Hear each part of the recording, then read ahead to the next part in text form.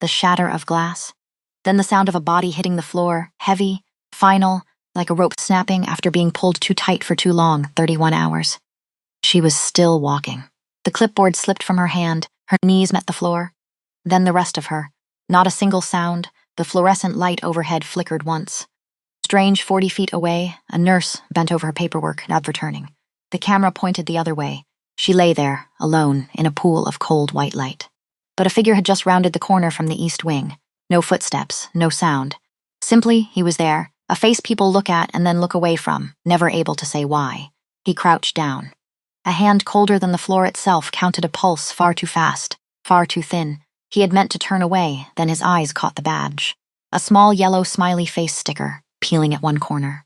600 years of stillness in his chest began to crack. He slid one arm beneath her shoulders and lifted. The hospital smelled like antiseptic and defeat. Dara Marsh had stopped noticing both somewhere around hour 19. The same way she'd stopped noticing the ache that started in her left heel and had since colonized her entire lower back. The same way she'd stopped noticing the fluorescent buzz overhead, the particular pitch of it. The way it made everything look slightly less real than it actually was, on 31. She was still moving. That counted for something. Ward C. Medication check. Room 408.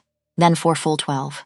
Then the overnight notes that weren't going to write themselves no matter how long she stared at the clipboard willing them to. Then, if the universe felt generous, which it hadn't in approximately 4 months, maybe 20 minutes in the break room with coffee that had been sitting on the burner since 3 in the afternoon and would taste exactly like that. She was not thinking about the coffee. She was not thinking about anything except the next task.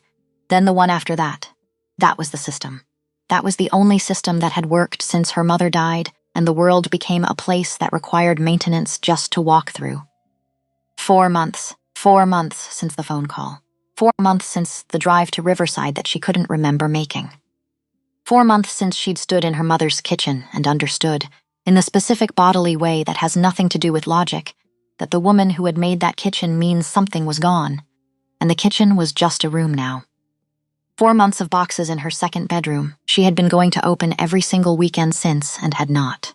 She turned the corner toward the medication station and stopped. The hallway stretched ahead of her, long, white, humming, and for a moment, just one, she could not remember which direction she was supposed to be walking. The clipboard felt heavy, heavier than it should.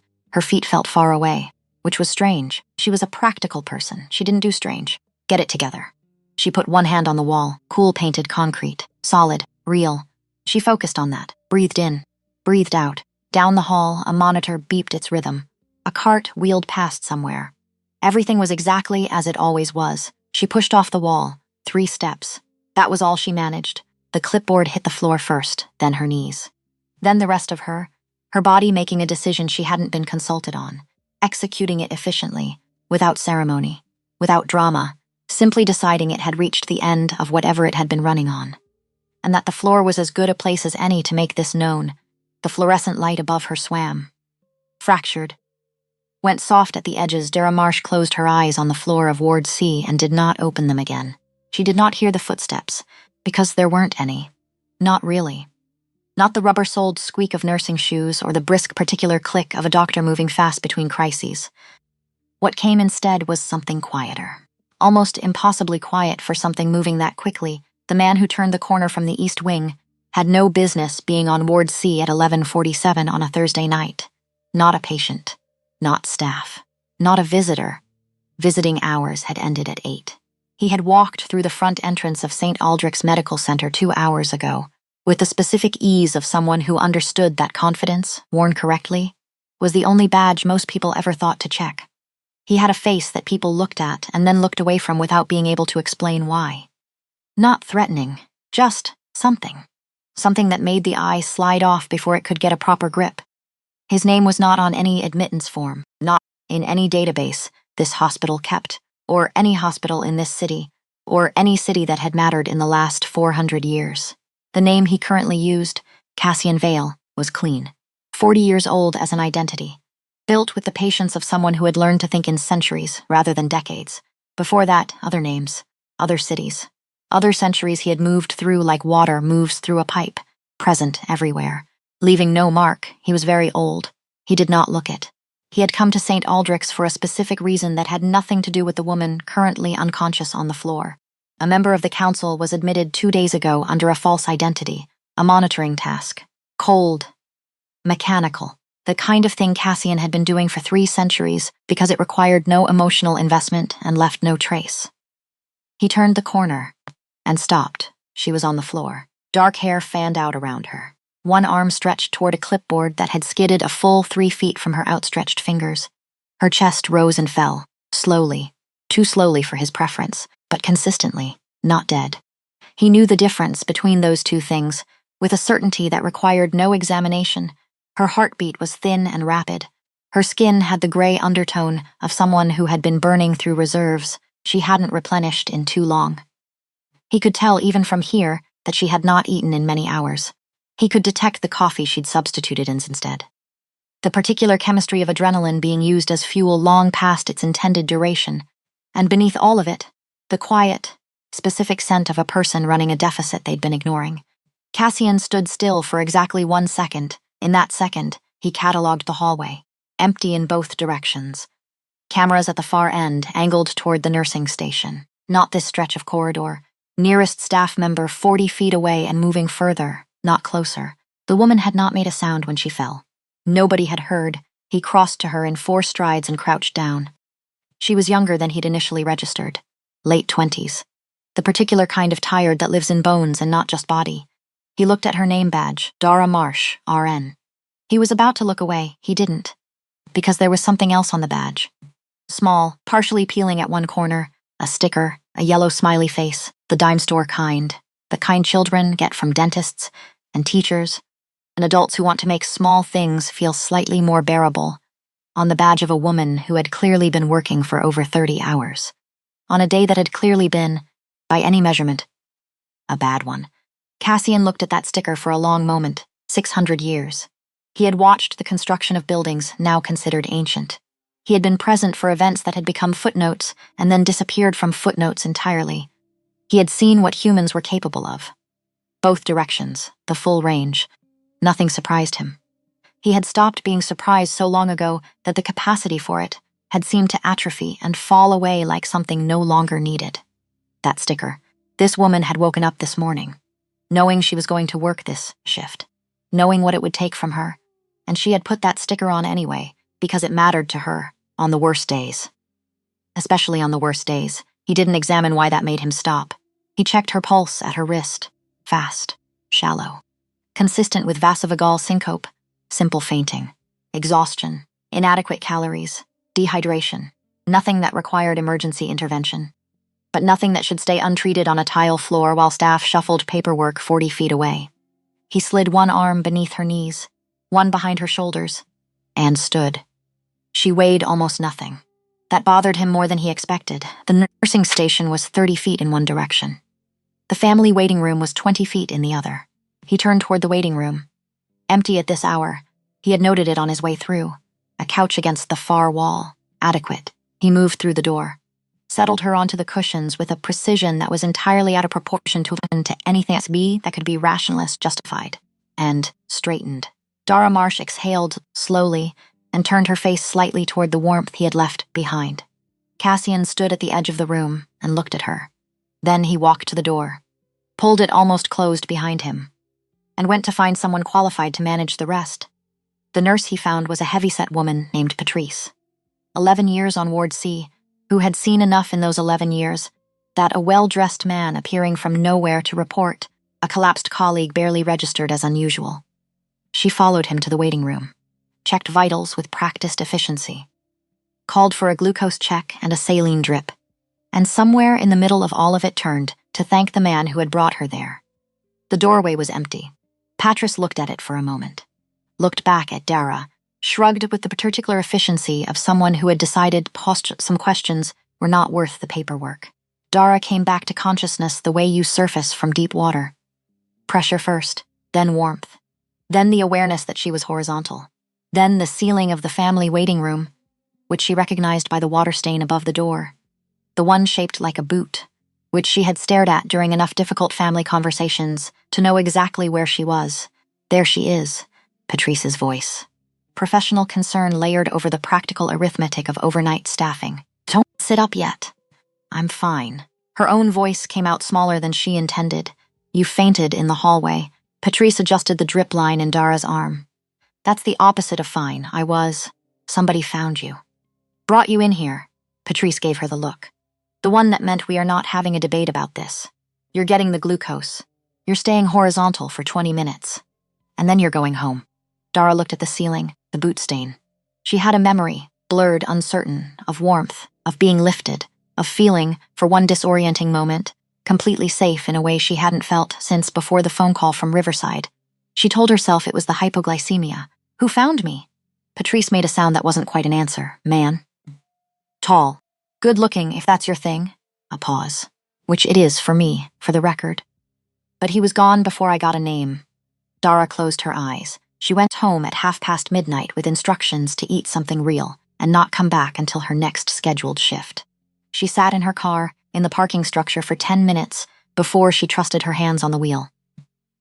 Drove home through a city that was indifferent and lit, and not paying attention to anything as small as a single person figuring out how to keep going. Her apartment was exactly as she'd left it that morning. Organized chaos. The particular quality of silence that had moved in when her mother died and never entirely moved out. The second bedroom still had the boxes. She was still going to open them.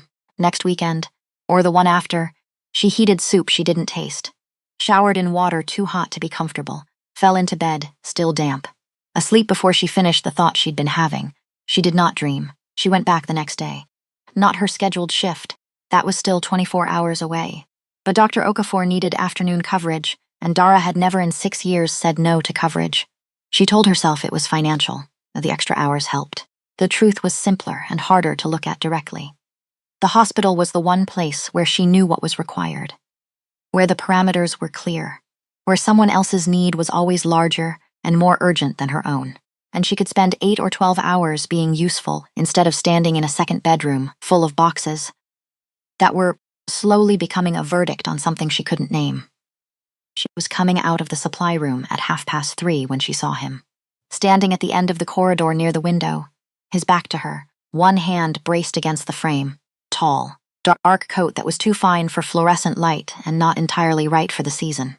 The posture of someone entirely at home, with standing still, while everyone else moved around him. Dara stopped. She didn't know how she knew. She had been unconscious. She hadn't seen a face. But the body remembers things the mind hasn't processed yet. And something in her chest tightened with a recognition she couldn't have explained to anyone, including herself. She walked toward him. Her shoes squeaked on the tile. He turned before she reached him. Not startled, just turned. As if he had known she was there the whole time, and had simply been waiting to see whether she would close the distance. And Dara got her first proper look at the face that belonged to the warmth she had been trying not to think about. Oh. That was the first coherent thought she had. That's not a face you forget, angular, pale. Dark eyes that held the specific quality of very old intelligence, not unkind, but deep. Deep in the way of something that had been watching the world, long enough to stop being startled by it. He looked perhaps mid-30s. Something about him suggested that was a significant underestimate, though she couldn't have said what specifically gave her that impression. "You're back," he said. Low voice, unhurried.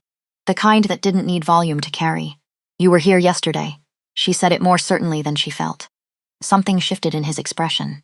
Not surprise, more like recalibration. The adjustment of someone who had expected a different response and was now rethinking their read. "You were unconscious, I know."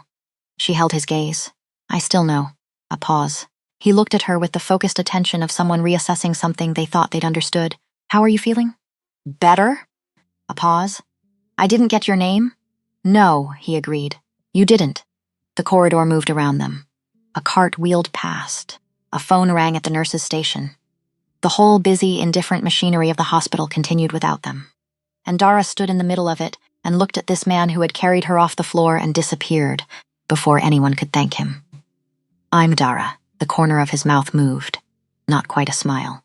The shadow a smile leaves behind after it's passed through a face that doesn't use them often. "I know," he said. "Your badge, and you." He looked at her for a long moment. "Cassian, do you have a reason to be here, Cassian?" That almost smile again. more present. I was checking, he said, that you were all right. Dara looked at him steadily. The rational part of her, the part trained to assess and triage under pressure, was sending signals she was choosing to file rather than act on.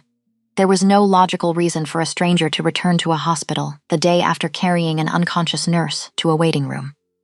No logical explanation for the way he was looking at her. Not with the quick calculation of someone assessing risk, with something quieter. Something that felt improbably like relief. I'm all right, she said. Good, he said it simply, like a door closing gently on a room that mattered. He nodded once, pushed off from the window frame, walked toward the east corridor. Dara watched him go. At the corner he paused, just for a moment, and she had the precise, specific sensation that he was aware of her watching, that he was choosing not to turn around. Then he turned the corner and was gone. Dara stood at the window and looked out at the hospital courtyard and tried to remember the last time a complete stranger had made her feel. Without doing anything at all, like someone worth returning for. She couldn't. The second time she saw him was not at the hospital, 6 days later. A Tuesday, the particular gray of early November that couldn't decide whether it wanted to rain and settled for making everything feel slightly suspended. Dara was at the farmer's market 2 blocks from her apartment. Holding a paper cup of coffee she wasn't drinking, moving between stalls with the distracted energy of someone who had left the house primarily to prove to herself that she still did things like leave the house because she had to admit. And she was reluctantly admitting it. She had thought about him more than she intended to. Not obsessively. Not the way of someone building a fantasy in the private rooms of their mind. More the way of a persistent low-frequency signal you can't quite tune out. A word you keep trying to remember the meaning of. She had gone back over the corridor encounter with the clinical precision she applied to case notes. Had arrived at no useful conclusion except that it had been strange. And the strangeness had stayed with her in a way she didn't know what to do with.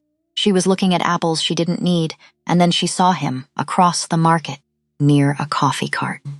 Standing, not browsing, just standing, watching the crowd with the same quality of attention he'd turned on her in the hospital, not predatory, not restless, just profoundly present. In the way of someone who had no particular need to look busy, he wore a dark jacket, no scarf, despite the cold. He looked, in the gray November light, like something that belonged to an older and more serious version of the world.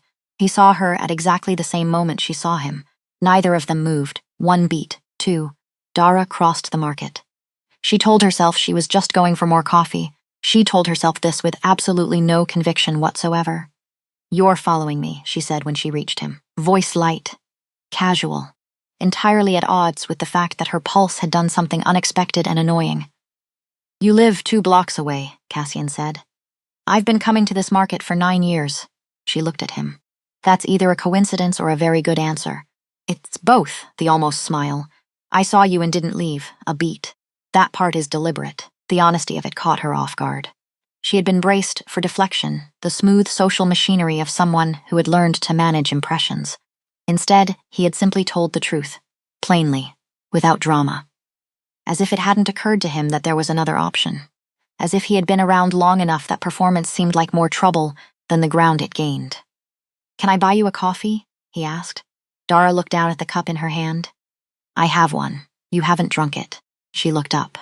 He was watching her with that unhurried attention, and she had the sudden vertiginous sense that he saw considerably more than most people allowed themselves to. Yes, she said. All right.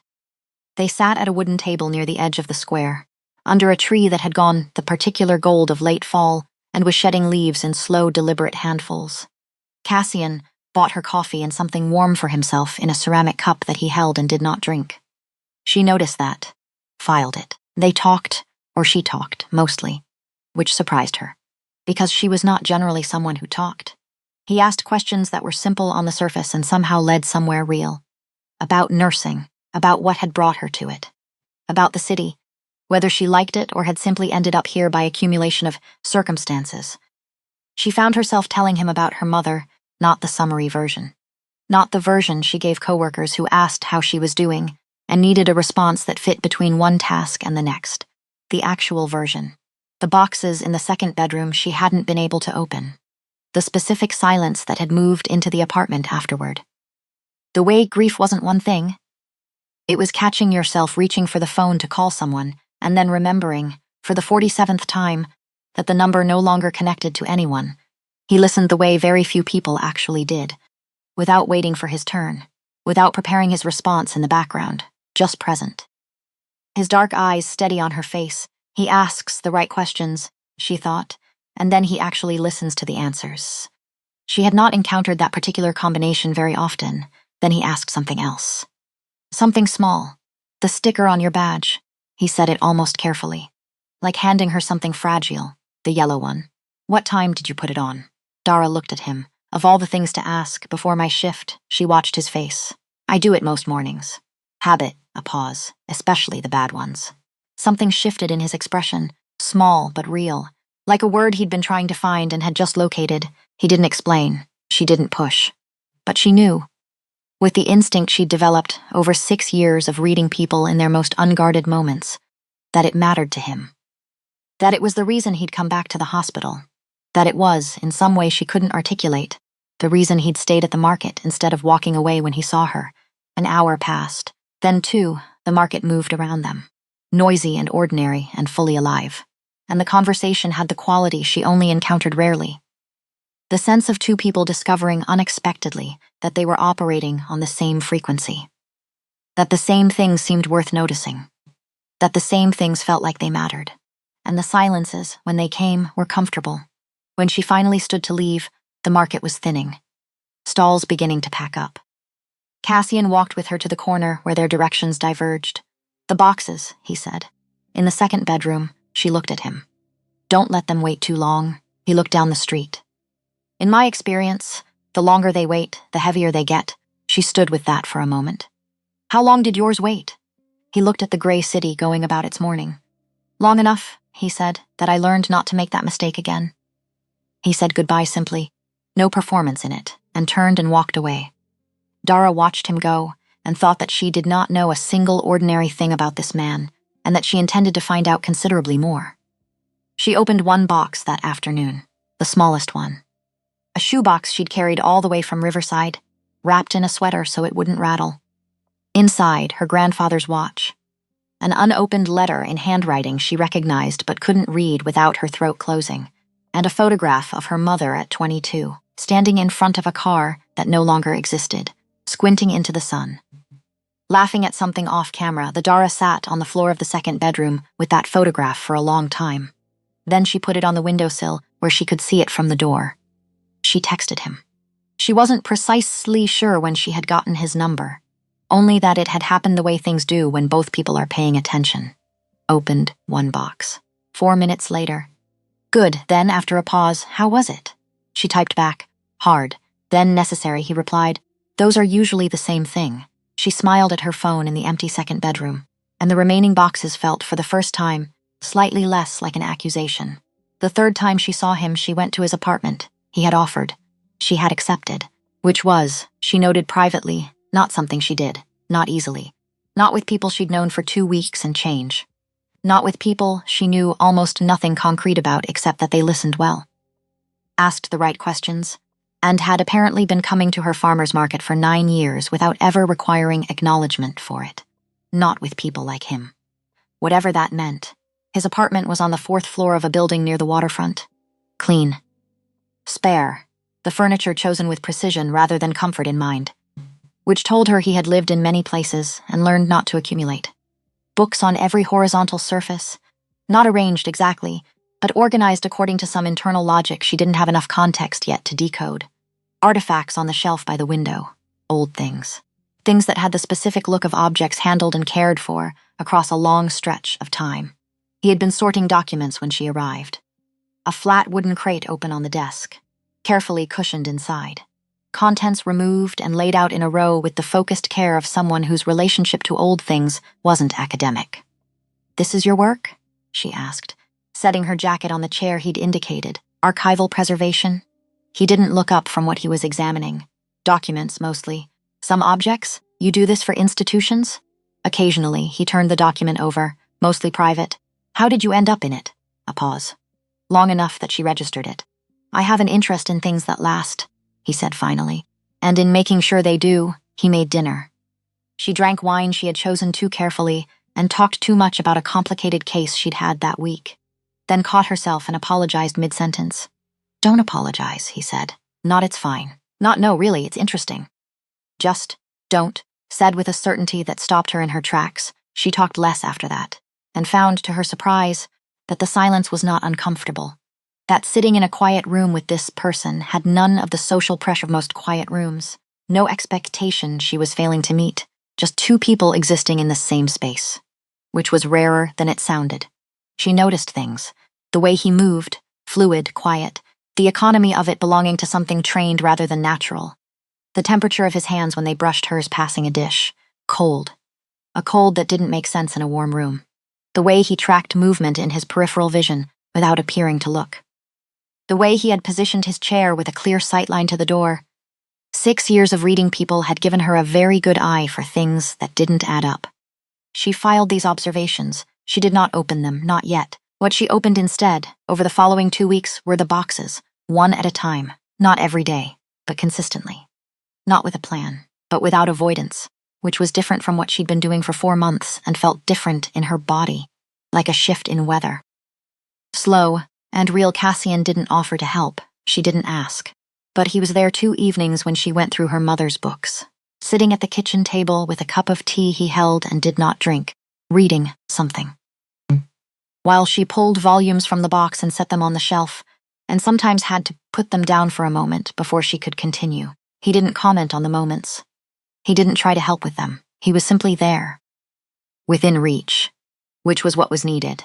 And he seemed to understand the difference between being present for someone and being on them, without needing it explained. She loved him for that. Or, she noted that she was going to, that the direction of travel was clear. This is going somewhere, she thought, sorting through her mother's paperbacks. And I am not even slightly afraid of where, which was new. She was a reader. Dara held a paperback whose spine had been broken and carefully repaired with tape. My mother, what did she like? Stories where people found their way home. She turned it over. She used to say the world was hard enough without endings that couldn't make up their minds. Cassian was quiet for a moment. Then, what do you like? She thought about it honestly. Things that are true, she said. In fiction or otherwise. When something is true, you can feel it. It has a different weight. He looked at her steadily across the small kitchen. Yes, he said. It does. She put the book on the shelf, turned and leaned against it, looked at him in the warm light of the apartment, and he looked for a moment like someone who had set something down. Not all the way, but part way. The beginning of it, Cassian? Yes, are you going to tell me who you are, actually? The kitchen went quiet. Outside, a car passed. The refrigerator made its small sound. Cassian looked at her with those dark, impossible eyes, and she watched him make a decision. She could see it happening. The specific quality of a moment about to change direction. Not tonight, he said. But yes. I will promise? I don't make promises I can't keep. That's not what I asked. A pause. Then something shifted in his expression, the almost smile, but different. Something present in it that hadn't been there before. Yes, he said. I promise. She held his gaze for a moment, then turned back to the bookshelf and kept working, and the apartment held them both in its warm and ordinary light. And the silence that followed was the kind that means something is beginning rather than ending. He told her on a Thursday evening. Not the romantic setting she might have constructed in theory. Not candlelight or soft rain. They were in his apartment, which had become a place she moved through without thinking about it. He was at the desk sorting documents.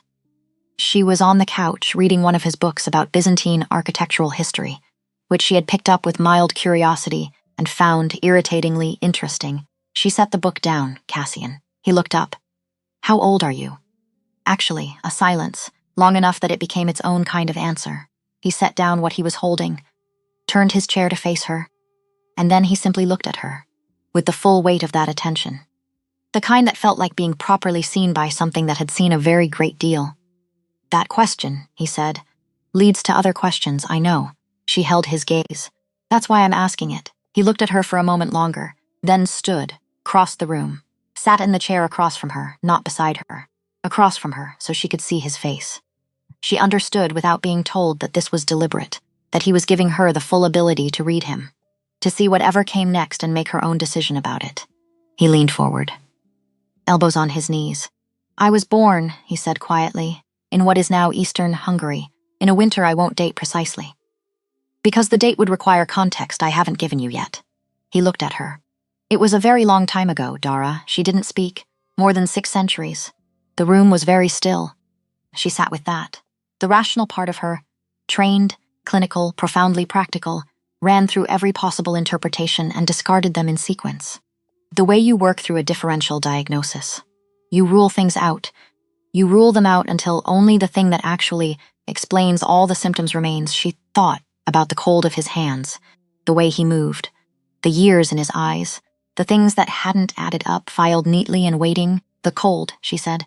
Yes, the way you move. Yes, you don't eat anything I've cooked you. A pause. Or drink anything. Something crossed his face. I should have been more careful about that. You weren't, she said. Because part of you wanted me to notice. She watched him. Some part of you wanted me to ask. Cassian was still for a long moment. Yes, he said quietly. I think that's true. She looked at him. This pale, still man with the ancient eyes and the careful, precise hands. This person who had been walking the world since before her country existed as a concept. Who moved through cities like water, moves through a landscape, present and traceless. And who had stopped in a hospital hallway because of a yellow smiley face sticker. Are you dangerous? She asked. I can be, no hesitation.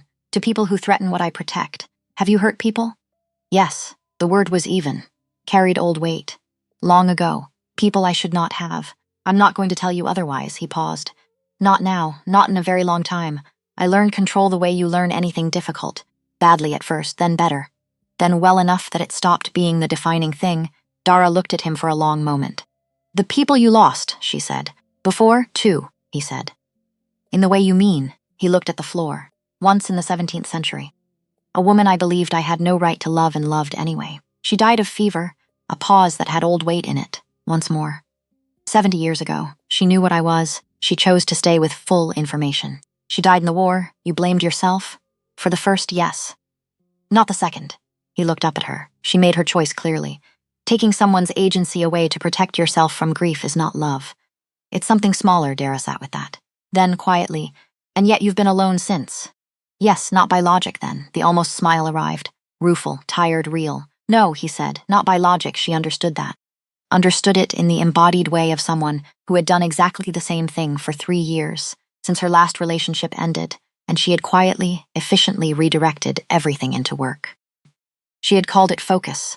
She had called it dedication. She had not called it what it was. Why me? She asked. Of everyone. However many centuries. Why come back for a nurse who fainted in a hallway? Cassian was quiet for a long moment. When he spoke, his voice was low and careful. Because you had a sticker on your badge, he said. A small yellow smiley face, partially peeling, and you were lying on the floor of a hospital having given everything you had, and there was this sticker, which meant that at some point that morning, knowing what the day was going to take from you, you had chosen to put it there. He stopped. I have seen a great deal of the world, Dara, across a very long time, and what I have learned is that what survives is not power, not intelligence, not even love in the abstract. He met her eyes. What survives is people who still put stickers on their badge on a hard day. The apartment was very quiet. Dara looked at this ancient, impossible man and felt something in her chest that was not quite grief and not quite wonder, but lived in the neighborhood of both. That, she said, is either the strangest thing anyone has ever said to me, a beat, or the truest. She met his eyes. I haven't decided yet, his hand moved. Slowly, and covered hers where it rested on the cushion between them, cold, steady. Careful, take your time, he said. She turned her hand over beneath his, held it.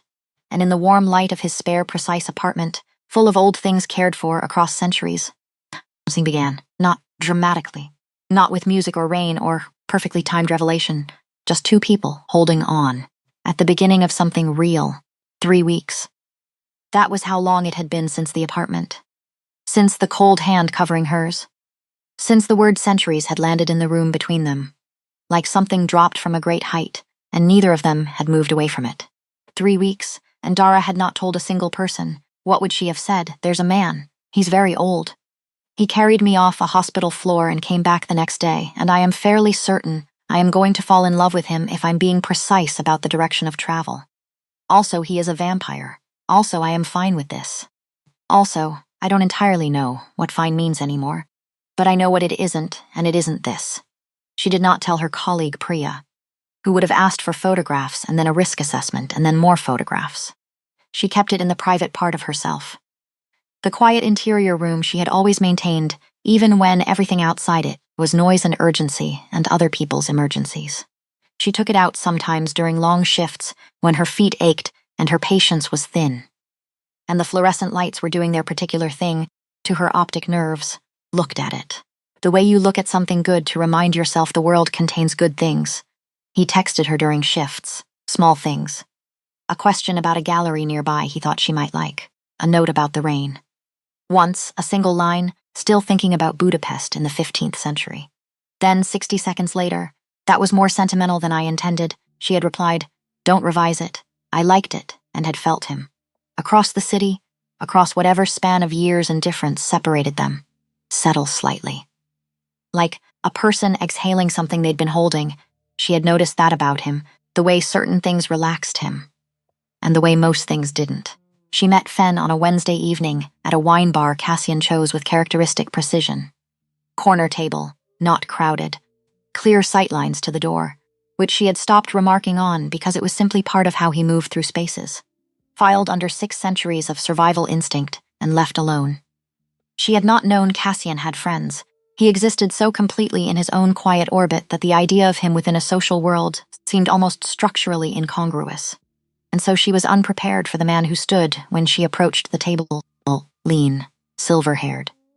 The kind of watchful amusement that suggested he had found, over the course of a very long existence, that most situations were inherently comedic if you waited long enough. He had the specific energy of someone who had decided, at some point several centuries ago, that life was too long to take entirely seriously, and had committed to that decision completely. I've heard a great deal about you, he said, taking her hand, in a way that made Cassian sitting across from him say, Fen, one word. Warning tone. The most human thing she had seen him do. He talks about you. Fen settled back into his chair with transparent delight, which is notable, because historically, Fen, he does not, as a general rule, talk about people. Historically, Dara said. He means literally, Cassian said. I do, Fen agreed pleasantly. 240 years, give or take.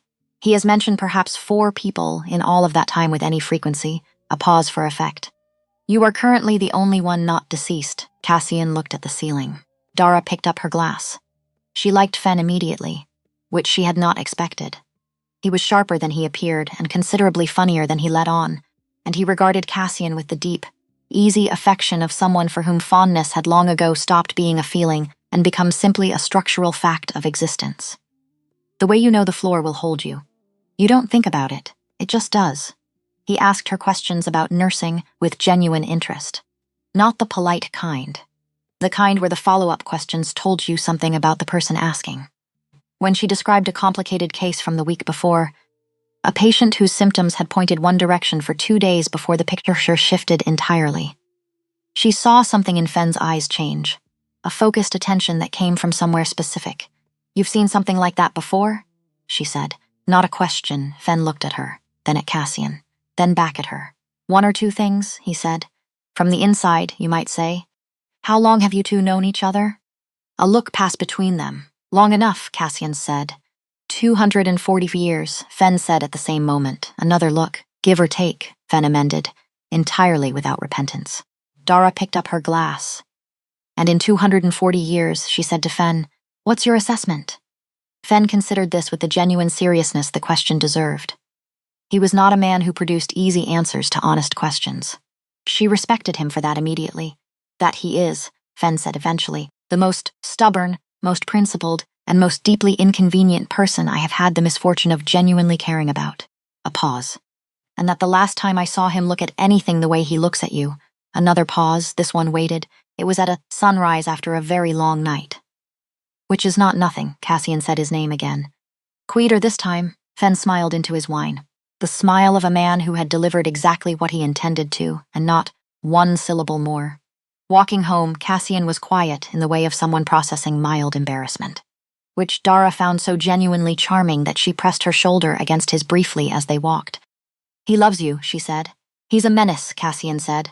Both things. A pause. Yes, he said, and the softness in the word was not performed. Both things? She thought about 240 years of friendship. What it meant to know someone across that span. To have been present for each other through the whole slow turning of it. She thought about her mother, who had been her best friend, who had been gone 4 months, and about the particular shape of that loss. Not just grief for the person, but grief for the witness, the one who had known you longest, who carried the archive of who you had been, the embarrassing things, the wrong things, the history of you that only existed because someone else had been there for it. "Do you know what I miss most?" she said. They were still walking. He was listening. "Being known," she said. "My mother knew everything, all of it, the parts I'm not proud of, the history of me. And when she died, she stopped, started again. All of that, the known part. It went with her. I became someone with no record." Cassian stopped walking. She stopped beside him. He was looking at her with an expression she couldn't immediately classify. Something old and new at the same time. Something that hurt a little to look at directly. "The way things that matter often do. You are not without record," he said. Not anymore. She understood what he meant. She understood the specific weight of it. What it meant for someone with his memory to say that. She looked up at him in the city dark. Streetlights making halos in the damp November air. Something in her chest completed a turn it had been making for weeks. "Cassian, yes, I'd like you to kiss me now." The almost smile arrived and stayed. Something present in it that hadn't been there before. "I'd like that too," he said. "If you're sure, I'm a nurse," she said. "I'm always sure." And he kissed her, there on the street in the city dark, careful and unhurried and entirely present. Not practiced in the way of performance. Present in the way of someone who understood that this moment was not rehearsal for something else. It was the thing itself. Dara closed her eyes and felt the cold of him, and the warmth that lived underneath, and thought, without irony or complication, that she was glad she had fainted in that hallway, that she was glad she had been that tired on that night in that corridor. Some things find you when you stop running fast enough to be found. The knock came on a Sunday, 3 raps, sharp, deliberate. The knock of someone who had already decided the door would open and was simply providing the courtesy of a signal. Dara was on the couch with a book. Cassian was at his desk, working through the contents of a new crate.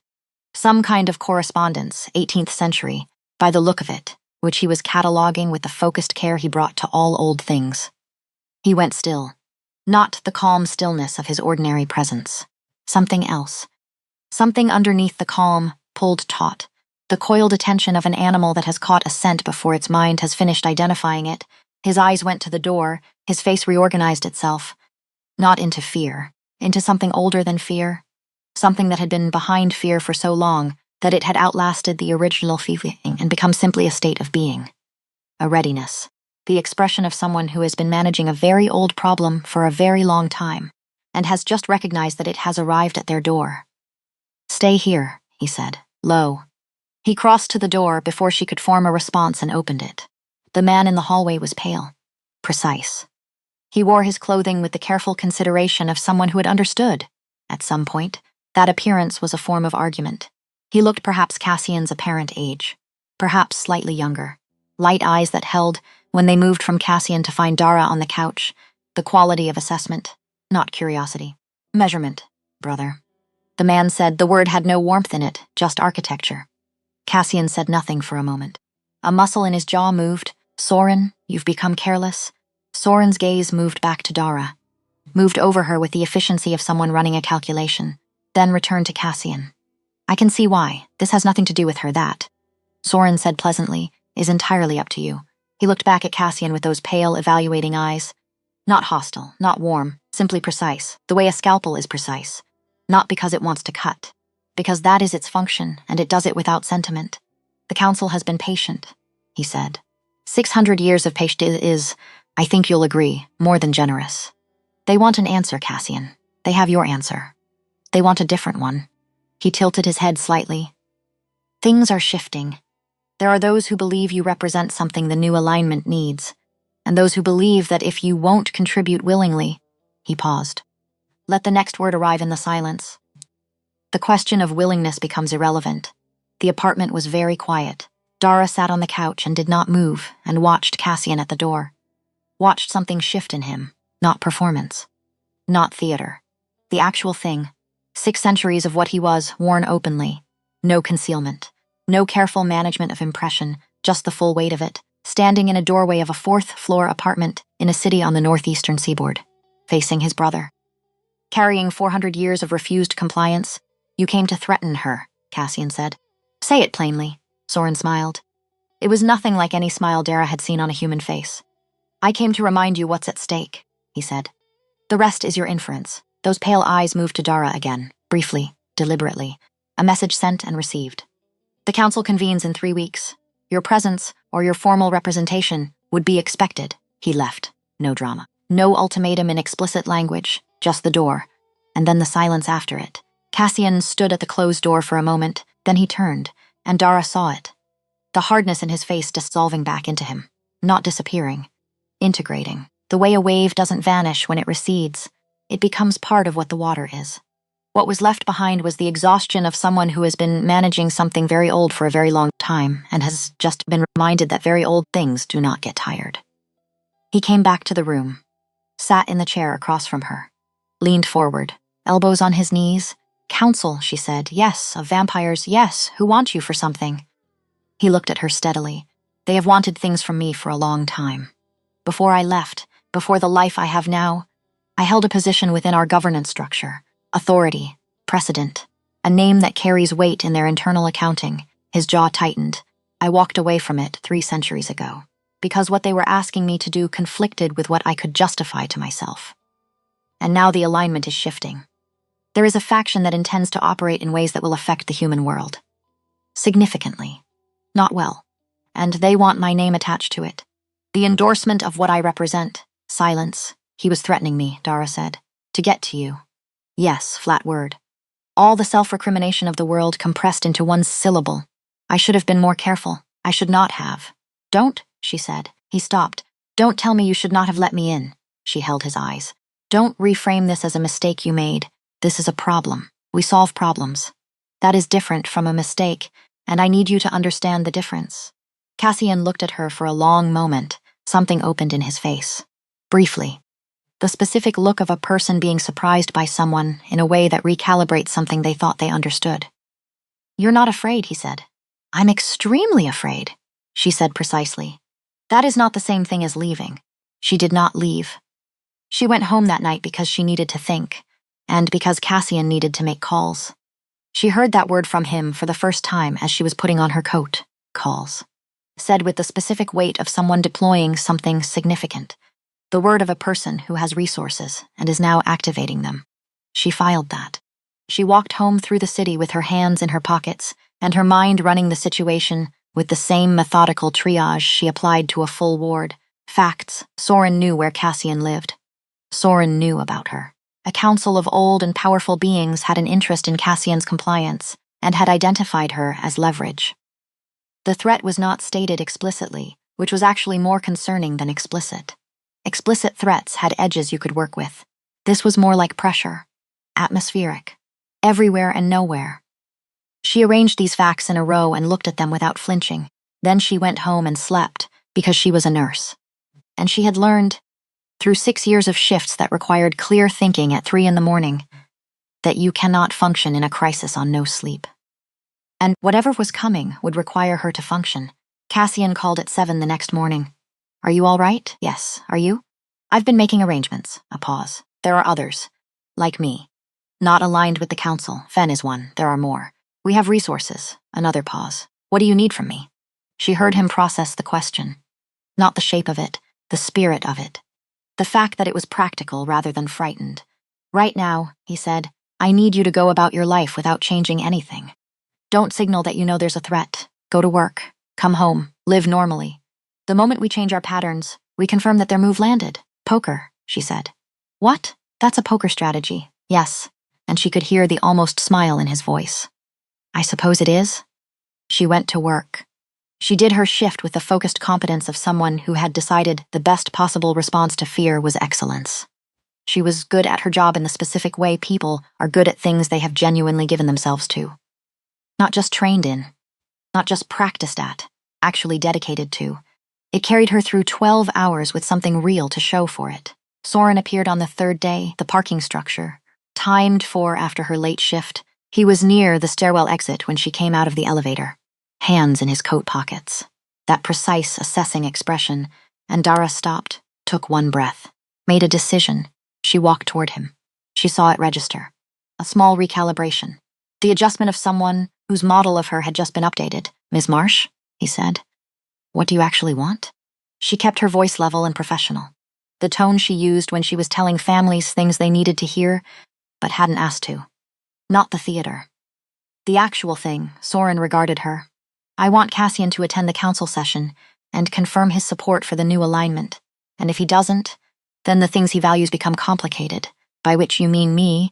He tilted his head. "I want you to hear something," Dara said. She stepped closer, close enough that she had to look up to hold his gaze. She held it without looking away. "I have watched people face the worst things available. I have held hands at the end. I know what fear does to people, and what courage does, and what love does. I know the difference between all three." She paused. "Cassian is not going to comply because you threaten me. That is not who he is. And I am not going to become someone who makes him smaller out of self-preservation." Another pause. "Shorter, so whatever you're planning, plan it knowing that the leverage you think you have doesn't work the way you think it does." Soren was quiet for a moment. Something moved in his pale eyes. Not respect, exactly. The revision of an estimate. Like a man who had entered a room expecting to find one thing and found another. "You're very certain," he said, "for someone who's known him 8 weeks. Some things don't require time," she said. "They require attention." "I've been paying attention." She walked past him to her car. Her hands were shaking. She did not let them shake until she was inside with the door closed. Then she gripped the steering wheel and breathed through it. 4 counts in, 4 counts out. The way she told anxious patients to breathe. After a minute, her hands were steady again. She called Cassian. "He came to me," she said, before he could speak. A silence. "Quiet and controlled. Where are you?" "Parking structure. My car. I'm fine." What did he say? She told him, precisely, accurately, without dramatizing any of it. When she finished, there was a silence that had a quality she had not heard from him before. Not cold, contained. Something being held very firmly in place, Dara. He stopped. "I'm fine," she said. "What you said, about not changing patterns." "I didn't. What you said to him." A pause. "Did you mean it?" She looked through the windshield at the concrete columns of the parking structure. Ordinary and solid in the fluorescent light. "Every word," she said. The silence shifted. "Something in it changed. I'm coming to you," he said. "You don't have to. I'm coming to you," he said again. Simply. And ended the call. He was there in 11 minutes. Came through the stairwell door and across the structure to her car. She got out to meet him. He stood in front of her for a moment, looking at her face with that full, present attention. Then he put his arms around her. And she held him back. And neither of them said anything. Because there was nothing that needed saying that wasn't already in the holding. Fen arrived at Cassian's apartment 2 days later, unannounced, which, Dara was learning, was his primary mode of operation. The knock was 3 quick raps, then the door opened before Cassian reached it, which suggested either that Fen had a key or that locks presented less of an obstacle to him than they did to most people. Probably both. "I found something," Fen said without preamble. He set a tablet on the desk. "And you're not going to like it." Cassian looked at it for a long moment without speaking. Dara looked at Cassian. "What is it?" she said. Cassian sat down slowly. The information Soren had, his voice was very even. The specifics about Dara, her schedule, her route home. "When she's alone, he got it from somewhere," Fen said. "And it wasn't from external surveillance. The information is too specific. Too fast," he paused. "Someone passed it along from inside your network," Dara said. "Yes, who?" The silence that followed had a weight. "Someone I've known for 120 years, Cassian said. He said it the way you say the name of a wound that has been there long enough to stop surprising you, but hasn't stopped hurting. Not for money, Fen said. I checked. The council has ways of making people afraid that don't require financial incentive. Ways considerably more effective. Dara looked at Cassian. His face was still. Not the careful stillness he used in public. Something underneath that. The specific quality of a person absorbing a betrayal they've been given no preparation for and must now simply hold. Fen, who was almost never quiet, was quiet. After a moment, Cassian stood, walked to the window, looked out at the city for a long moment, then, Marin needs to know. I've already reached her, Fen said. Good, that was all. Not rage, not performance, just the efficient grief of someone who has learned, across a very long time, that certain losses do not get easier to absorb. They simply become part of the landscape you navigate. Dara watched him at the window and understood something she hadn't quite put into words before. This was not a story about a powerful being protecting someone fragile. This was a person who had been carrying very heavy things for a very long time, and who had been doing it alone. Because alone had been the safest option. Because everyone he let get close became either a casualty or a complication. Because the math of his existence had taught him over and over that attachment was a liability and isolation was the only arrangement that didn't eventually hurt someone. And he was trying to unlearn that, right now, in real time. With her, she crossed to the window and stood beside him. Not touching, just close enough that he could feel her there. He exhaled, slow, deliberate, turned his head and looked at her. Said nothing. She said nothing. Sometimes that was the whole conversation. Marin arrived that evening, small, white-haired. She moved through Cassian's apartment with the ease of someone who had been in it many times across many years. She gave Dara one long, unreadable look upon entering that Dara met without flinching, which was apparently the right response, because something in Marin's expression settled, fractionally. But it settled. The four of them sat at the table. The situation was laid out. Fen had the details in a particular order, what was known, what was inferred, what remained uncertain. Marin listened without interrupting, which Dara suspected was not her default mode. When Fen finished, Marin looked at Dara. You spoke to Soren directly. Yes. What did you observe? Dara thought about it. Not the fear of that moment in the parking structure. The actual information available. He's precise, she said. He anticipated what I would say before I said it. He'd modeled me, she paused. But the model was wrong. He expected me to respond to the information about the previous. She glanced at Cassian, about what happened before. The women who died. He expected that to land as a deterrent, and it didn't, Marin said. It's not a deterrent, Dara said. It's a history. Histories don't tell you what will happen. They tell you what did. Marin looked at her for a long moment. Then she looked at Cassian, said nothing, but the look said something later. After Marin had left, and Fen was in the kitchen making tea he would drink, and Cassian would not. Marin paused at the door and turned back. She asked questions in order of priority, she said, addressing Cassian. As if Dara were not in the room. Which Dara found more interesting than offensive. What needs to be known immediately? What can wait? She doesn't let urgency collapse her sequence. A pause. That's not common. She left. Fen emerged from the kitchen. That, he announced, is Marin, for I like her. Cassian looked at the door Marin had just left through. I know, he said. It was a Tuesday evening when everything shifted. Ordinary, not dramatic. No arriving weather or significant light. Just Cassian's apartment. The low light of a work lamp. The city outside going about its evening. Dara put down the book she hadn't been reading and said, Tell me why you actually left the council. 3 centuries ago. Not the version you've given me. The actual version. He looked up from his work, held her gaze, set down what he was holding. The actual version, he said, is the same as the version I gave you. I was asked to do something I couldn't justify to myself. He paused. What I haven't told you is what it was. She waited. There was a family, he said. Human, in Prague. Connected, in ways I won't detail, to information the council wanted. The instruction was to remove them as a complication. He said the phrase with the careful neutrality of someone quoting language they find repugnant. All of them. Including the children, silence. And I refused. He looked at the desk, which was not something people refused. Not then, not in that context. The refusal itself became an event, a precedent. I left before they could decide what to do with a precedent they hadn't planned for.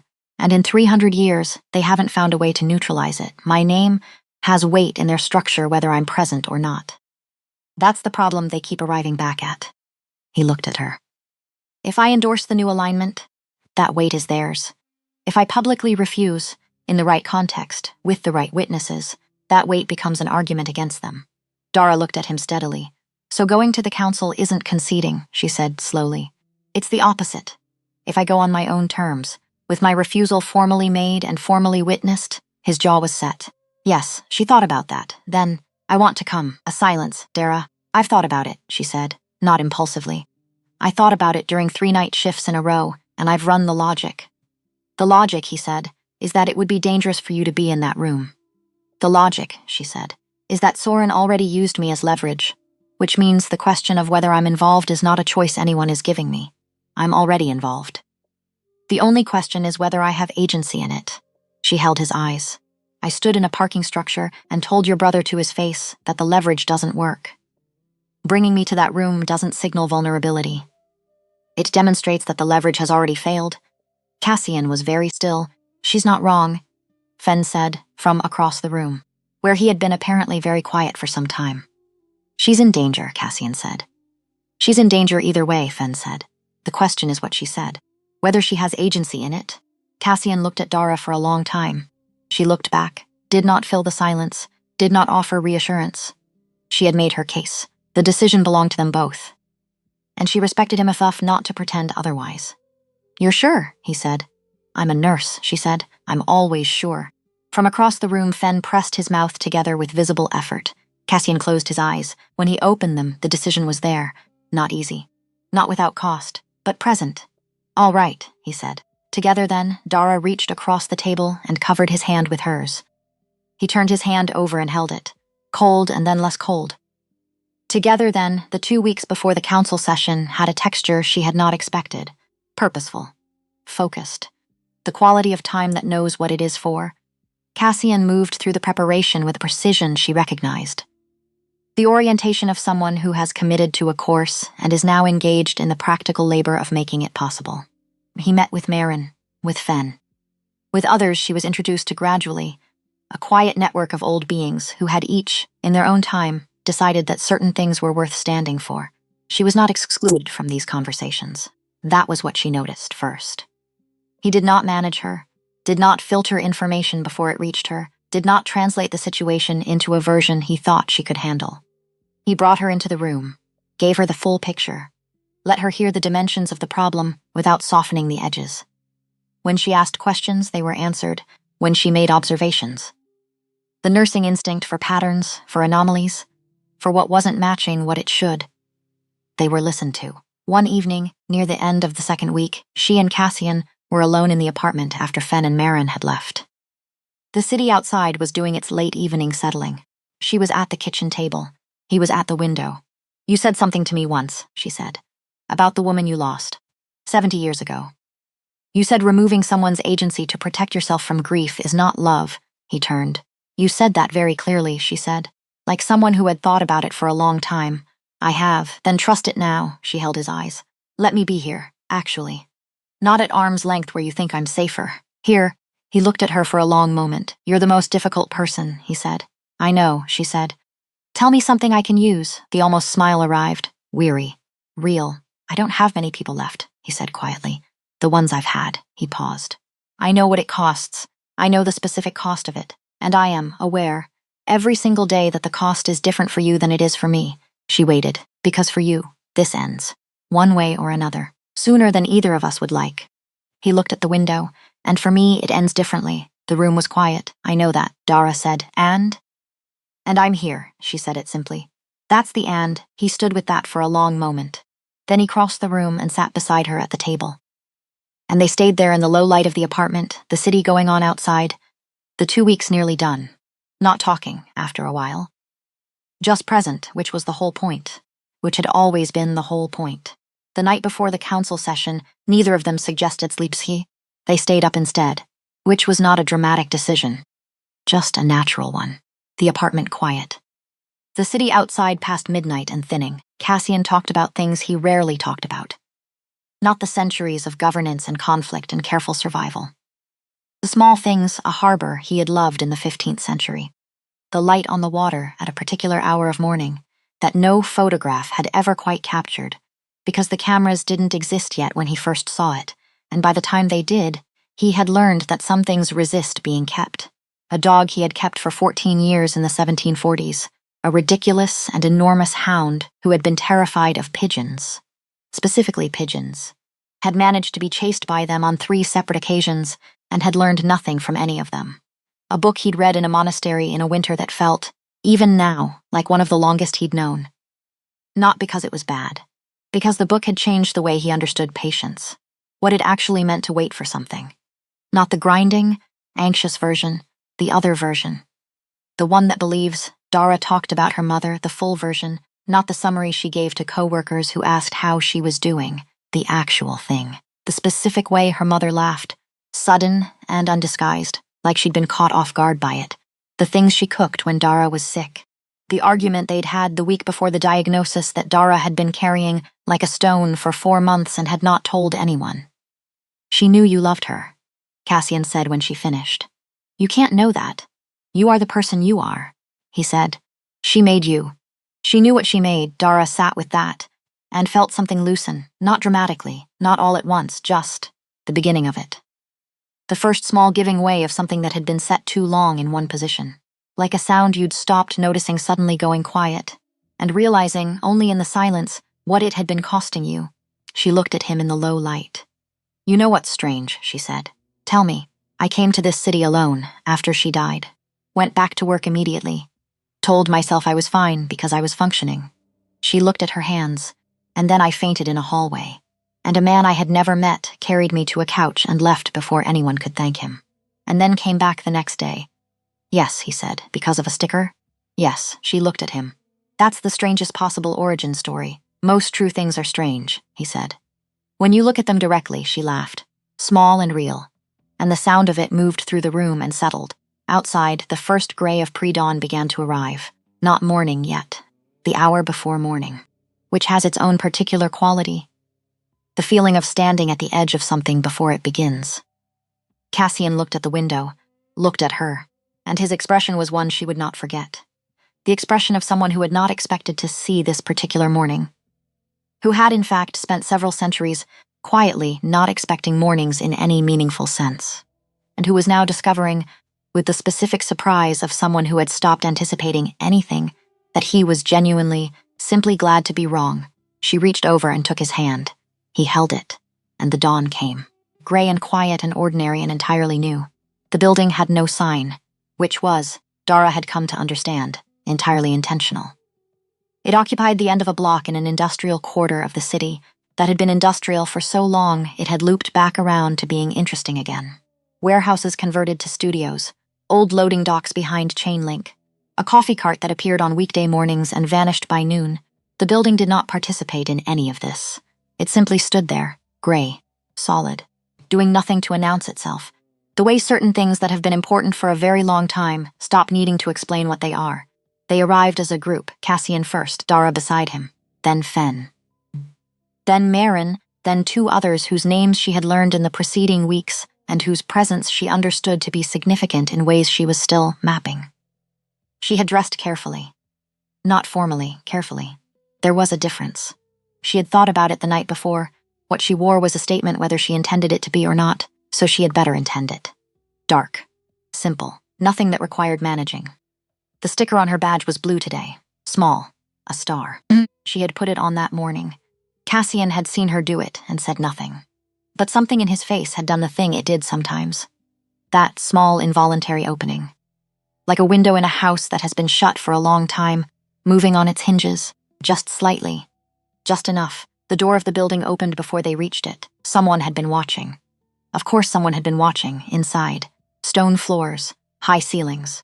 The quality of a space that had been used for serious things across a very long stretch of time. Not decorated, not impressive in any conventional sense. Just old. Old in the way certain places absorb the weight of what has happened in them, and become heavier for it. The room was already occupied, perhaps 30 beings. Some of them old enough that Dara felt it without being able to explain what she was feeling. A pressure. Low frequency. The quality of the air before a significant storm, except the storm was not meteorological. Soren was there. He was standing toward the far side of the room. And when the doors opened and the group entered, when Dara walked in beside Cassian, not behind him, not at a distance, but beside him, in the way of someone who belongs where they are and knows it. She watched Soren see her. His face did not change, but his eyes did. The rapid internal recalculation of someone whose model of the situation has just been updated by a fact they did not account for. She was supposed to be the leverage. The pressure point.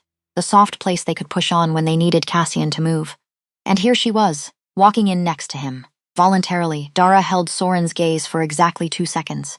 Then she looked away, not from defeat, not from discomfort, from indifference, which was a different thing entirely. and harder to counter. Good, she thought. Let him work with that. The proceedings had a formality she had not anticipated, an older language beneath the surface of it, the residue of structures that predated most of the institutions humans considered ancient. There were those who spoke for the alignment, their arguments polished with long preparation. There were pauses and responses. The specific energy of a room where power is being negotiated by people who have been negotiating power for longer than most nations have existed. She watched Cassian through all of it. Watched him sit still while others spoke. Not passive still.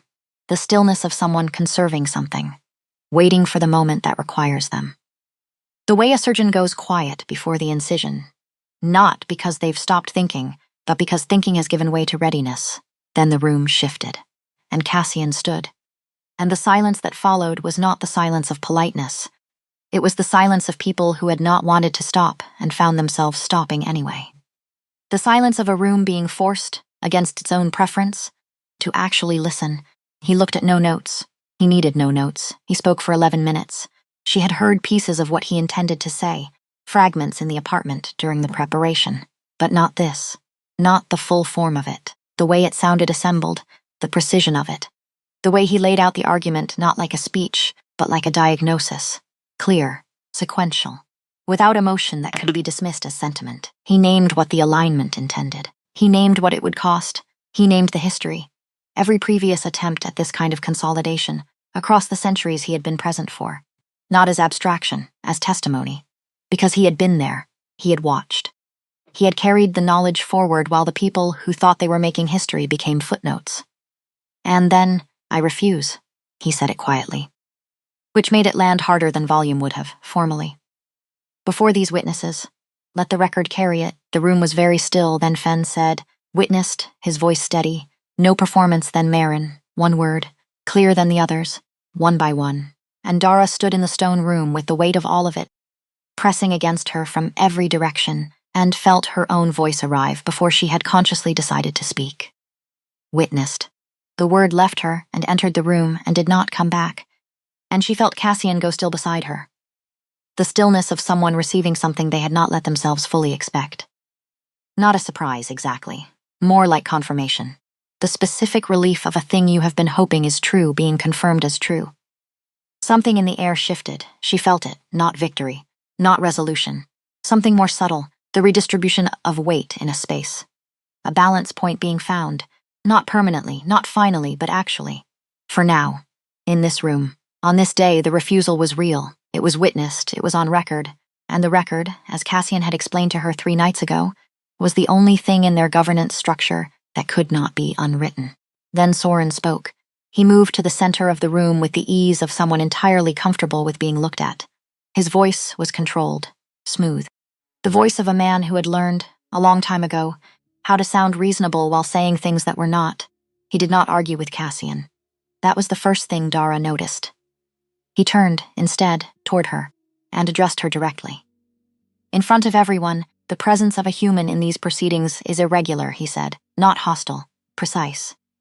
The laws governing council testimony require witnesses with standing. Whatever Ms. Marsh believes she has witnessed today, a pause, carries no weight within our structure. It changes nothing. Dara heard him. Let the words arrive. Let them find their shape. He's not wrong about the law, she thought. He's wrong about the point. She looked at Soren. I didn't come here to be a witness within your structure, she said. Her voice was level. Not raised. The room could hear it anyway. Stone carries sound in specific ways.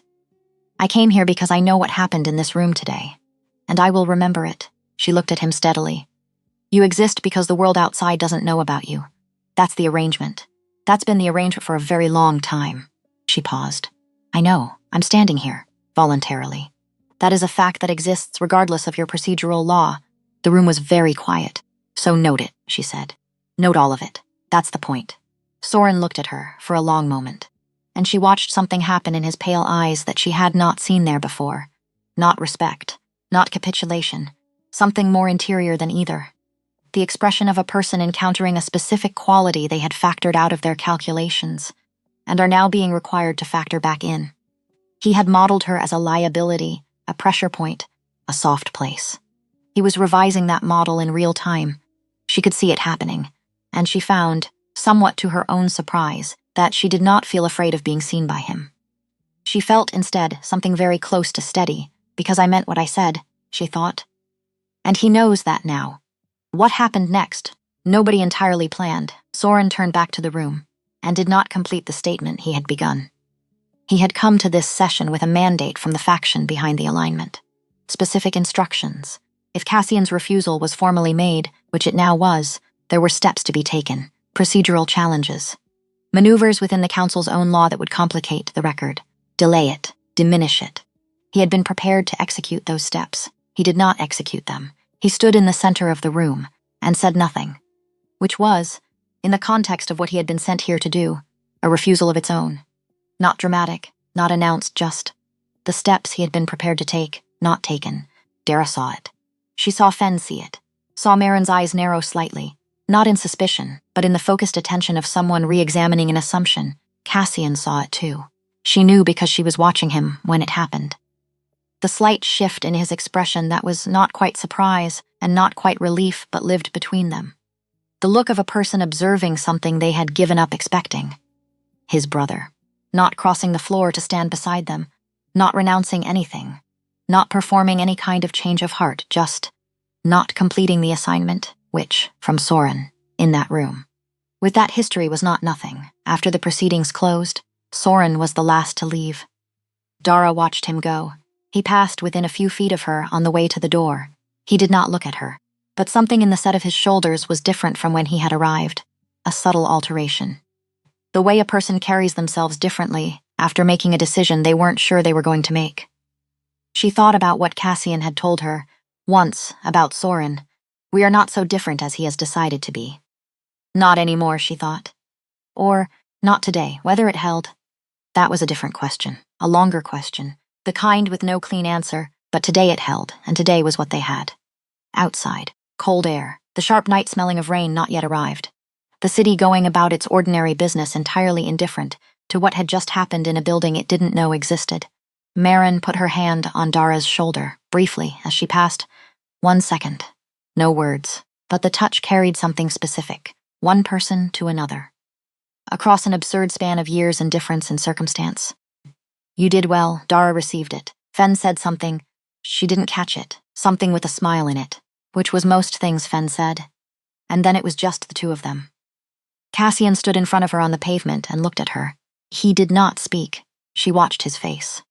All the careful management of expression he wore habitually, the thing he had assembled across centuries of survival, it was not gone, exactly.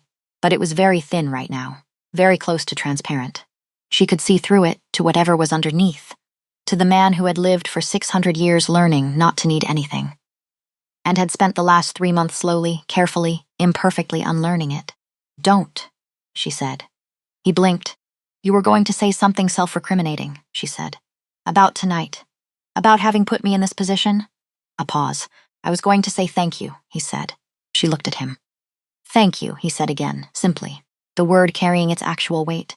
Not performed, not managed, just real. She stepped forward and put her arms around him, and he held her against his chest with the quality she had first experienced in a hospital corridor without knowing what it was. The quality of being held by something that is not performing holding. That is simply, actually, holding. The arms of someone for whom the decision to hold on has been made and is not under review. They stayed there on the pavement while the city moved around them. While taxis passed and pedestrians found their routes, and the ordinary indifferent machinery of the night went on without any awareness of them whatsoever. After a while, she pulled back enough to look at his face. Soren, she said. I know. He didn't do it, I know. What does that mean for him? Cassian was quiet for a moment. It means he will have to answer for it. To the faction that sent him, a pause, which he knew. When he made the choice, she sat with that. Will he be all right? Cassian looked at her. The question clearly not something he had been expecting. He is 600 years old, he said. He is not without resources. That's not what I asked. Another pause. Longer, I don't know, he said. I hope so, she nodded, took his hand, and they walked. The weeks after had a texture she had not expected. Kie, that was the word. Not the suspended, waiting quiet of the 2 weeks before the council, a different quality.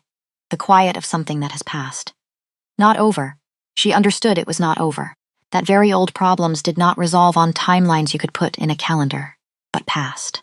In the way of weather that has moved through and left the air different behind it, the council did not move against them. Marin communicated, through channels Dara was not entirely privy to, that the formal refusal, witnessed and on record, had done what they had calculated. Complicated the alignment's narrative, made it harder to proceed without addressing the objection that now existed permanently in their own structure. The faction was not dissolved, the threat was not eliminated. But the momentum had shifted. And momentum, Cassian told her one evening, was the currency that mattered most in very long games. You didn't win them at once. You changed the trajectory, and then you worked with the trajectory you'd changed. How long, she asked, have they tried this before? Yes. How long did it take before they tried again? He looked at her. Decades, she processed this. And in the meantime? In the meantime, he said, you live. She thought about that, found somewhat to her surprise, that she had no objection to it. The last boxes from her second bedroom were gone by the end of January. She had worked through them methodically, not quickly. The way she had learned to do things that needed doing, but could not be forced. Cassian had been there for some of it, present in the next room when the work was private. Present beside her when it wasn't. He had understood the difference without being told. She had not told him how much that mattered. She thought maybe she didn't need to. She thought maybe that was its own answer. Her books began appearing on his shelves in February. Not as a declaration. Not as a conversation with decisions and agreements, and the careful logistics of combining two lives. Just. The books appeared. Over the course of several weeks. 2 here, 3 there. Until one morning she stood at the shelves and saw her things woven into his. Her mother's paperbacks beside Cassian's Byzantine architectural histories. Her dog-eared novels pressed against his carefully preserved archival volumes. She stood there for a moment. Something settled in her chest. Not relief, exactly. Something stiller than relief. The feeling of a thing having arrived where it was going. She said, I love you on a Tuesday evening. Did not plan to. It arrived while he was reading and she was eating toast over the sink. Which was, she acknowledged afterward, perhaps not the most cinematic setting for the thing. She said it because it was true. And true things didn't need staging. Cassian looked up from his book. Went very still. The stillness of someone receiving something they had not let themselves fully expect. Not a surprise. Not exactly, but the confirmation of something he had been holding carefully.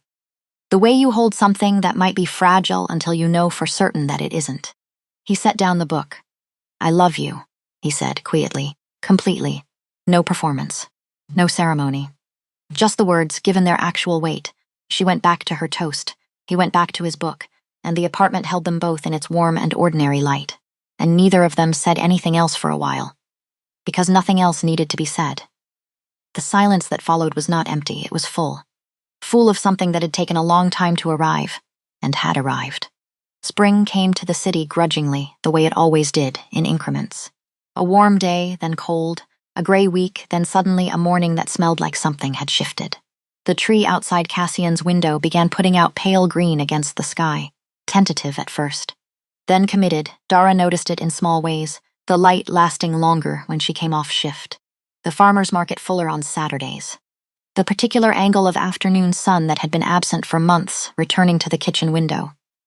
Landing across the floor in the way she associated with everything being, if not easy, then at least ongoing. Her mother's photograph was on the windowsill. The one from the shoebox, 22 years old, squinting into the sun, laughing at something off camera. Dara had looked at it so many times now that she had stopped seeing the sadness in it first. She saw the laugh first, the open, undisguised laugh of someone caught off guard by joy. She thought her mother would have had questions about Cassian. Many questions, loud ones. And she thought, after the questions, her mother would have watched him for about 10 minutes and understood everything that mattered. Because her mother had been like that, had seen things quickly and clearly and then committed to what she'd seen. She made you, Cassian had said. She knew what she made. Dara pressed her fingers briefly against the edge of the photograph, then went to make coffee. The sticker on her badge was blue now. A small star. Not yellow anymore. The original one had finally surrendered its adhesive somewhere around week 6 and been retired. She had replaced it, not with the same kind, with something slightly different, still small. Still slightly ridiculous. Still there. She put it on every morning before her shift, not as a statement, not as defiance, not as symbol of anything she would have articulated out loud, just as the thing she did. The thing her mother had started and she had continued. The small, persistent choosing of something that said, I am still here. I am still this person. Whatever today is going to take from me, it hasn't taken that. Some mornings it felt easy. Some mornings it cost more, but she put it on either way. One evening in April, Cassian came home to find her at his desk, not at her usual spot on the couch. His desk. Looking at the crate he had been working through for the past week, 18th century documents, correspondence between two people who had been, as far as she could tell, conducting a very careful love affair across enemy lines. She had not opened anything, just sat there looking at the outside of things. What are you reading? He said. Not a challenge. Just, what are you seeing? Nothing yet. She looked up. I was thinking about what you do, what this actually is. He set down his bag. Came to stand behind her. You keep things from disappearing, she said. That's the actual work. Yes. Things that would otherwise be lost. Yes. She looked at the documents, thought about the two people who had written them, who had been dead for 300 years, whose careful words had survived anyway because someone had kept them. Is that why you do it? Cassian was quiet for a moment. Partly, he said. When you have lived long enough to watch things vanish, he stopped, started again. You understand, eventually, that preservation is not about the past. It's about deciding what the future inherits. She turned in the chair and looked up at him. What do you want the future to inherit? She said. He looked at her for a long moment. Evidence, he said. That certain things existed, that they were real. He paused. That people loved each other across impossible distances and the letters survived. She held his gaze, reached up and took his hand. That's enough, she said, and meant it as an answer to more than one question. The farmer's market, on a Saturday in late April, just same coffee cart, same wooden table, same tree, but fully leafed now. The new green of it almost aggressive in the spring light, making patterns across the table and across their hands where they rested. Cassian was telling her about a translation he was working on. A text in a language most living people didn't speak, which he had the advantage of having actually spoken, which she had learned over months to simply incorporate as fact rather than marvel. Though it remained in some quiet interior part of her a marvel, she was watching his face. The way it was different now from the face she had first seen in a hospital corridor.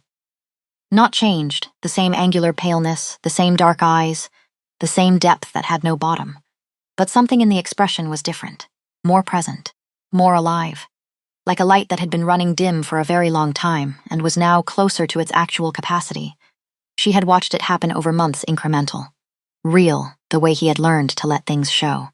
The way he had stopped managing every expression before it reached his face. The way he had begun, slowly and then less slowly, to simply be where he was without auditing himself while being there. He's relearning how to be here, she thought, in the actual present, not managing the past, not calculating the future. Just here, she knew how long it took. She was doing it too. What are you thinking? He said. He always knew. She had stopped finding that alarming.